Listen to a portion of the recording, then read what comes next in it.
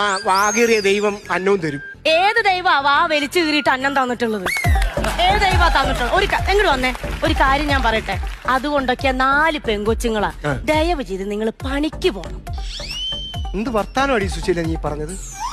പണിക്ക് പോണം. അല്ല അല്ല ഞാൻ അർത്ഥത്തിൽ പറഞ്ഞു.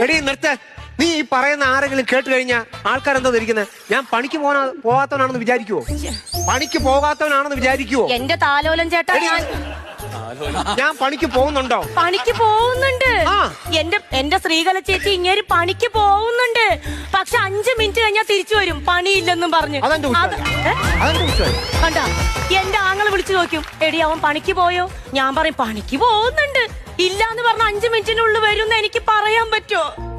ഒരു കാര്യം എനിക്ക് പറയാൻ പറ്റുമോ ചേച്ചി? ഒരു കാര്യം ആലോചിക്കണം. 4 മക്കളായി, ഒരു ബുദ്ധിമുട്ട് ഞാൻ അറിയിച്ചിട്ടില്ല.